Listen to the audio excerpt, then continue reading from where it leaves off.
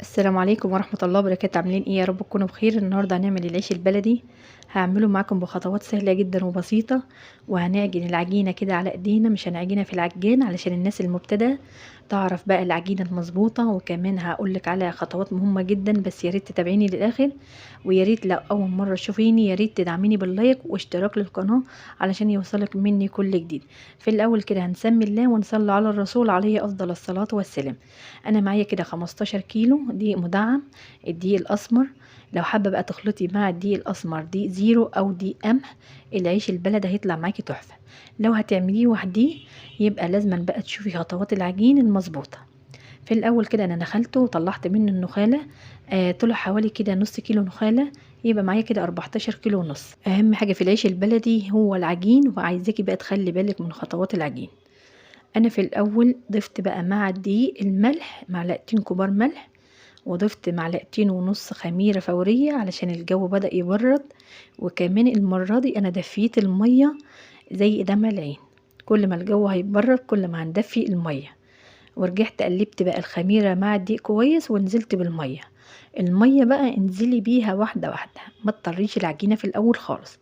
العيش البلدي لازم بقى تلتي العجينة في الأول على اليابس، وبعد كده تطري في العجينة واحدة واحدة علشان تعملي العيش البلدي ويطلع معاكي مظبوط من أول مرة.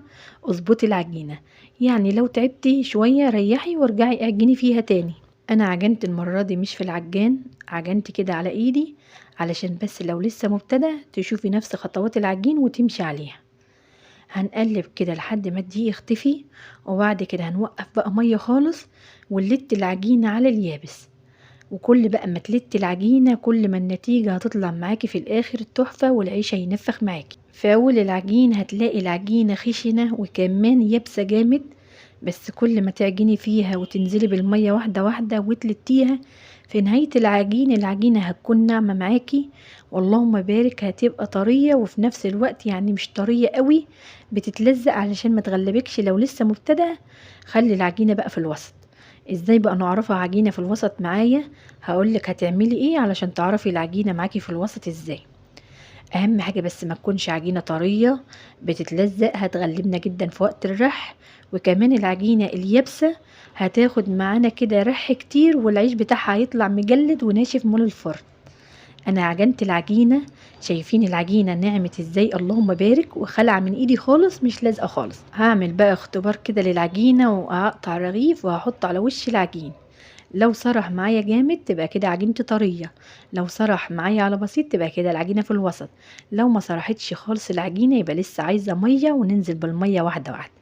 الرغيف اللي انا حطيته على وش العجين لقيته سرح معايا كده على بسيط، تبقى كده العجينة في الوسط. كل بقى ما نخدم في العجينة كل ما النتيجة في الآخر هتطلع تحفة. هلم بقى العجينة وهغطيها. لو هتغطيها بملاية عجين هترش دقيق، لو مش هتغطيها وهتكفي عليها صينية يبقى مش محتاجة معاكي دقيق.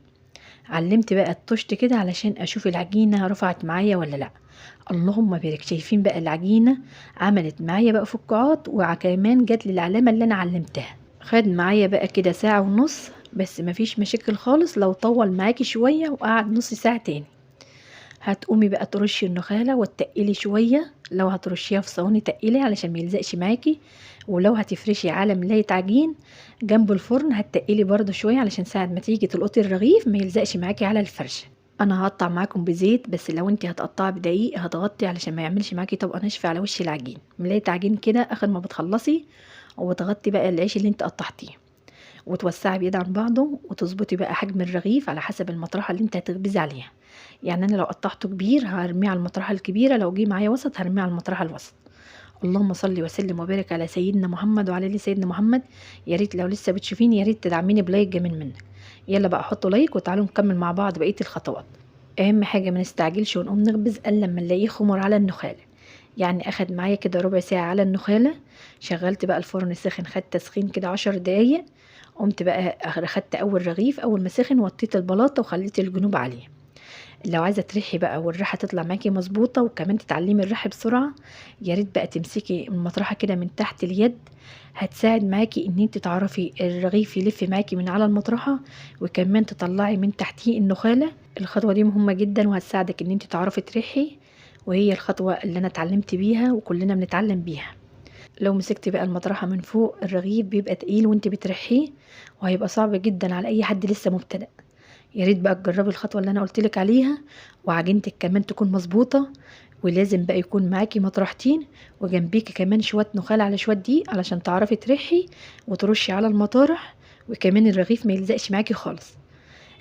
وترمي بقى اول رغيف رميتيه وطلع معاكي مظبوط، هتكملي بقى بقية التسوية.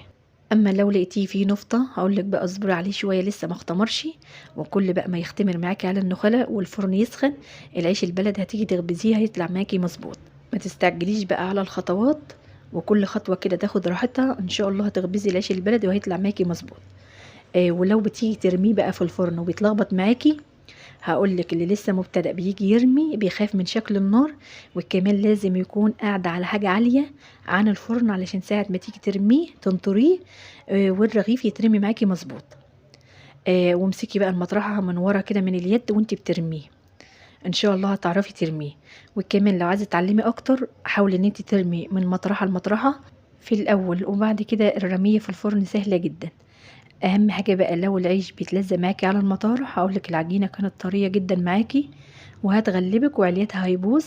يا ريت بقى تقومي لو لقيتيها طرية ومغلباكي جدا، تخلي العجينة يابسة معاكي شوية، يعني هتلمي اللي انت قطعتيه هترحيه وترجعيه تاني الطشت وبطبق دقيق وتعجنيه تاني وتسيبيه نص ساعة وتيجي تخبزي ان شاء الله هيطلع معاكي مظبوط. يبقى يا ريت نظبط العجينة من الاول علشان ما نحتاجش خالص ان احنا نيبس العجينة تاني. لو انت لسه مبتدئ جربي في كميات اقل في العيش البلدي، وبعد كده لما تعرفي تخبزي يبقى اعملي بقى الكميات اللي انت عايزاها. يعني في الاول كده ممكن تعملي 2 كيلو، هتضيفي لهم بقى معلقه خميره ومعلقه ملح، وتعجنيهم بقى كويس جدا.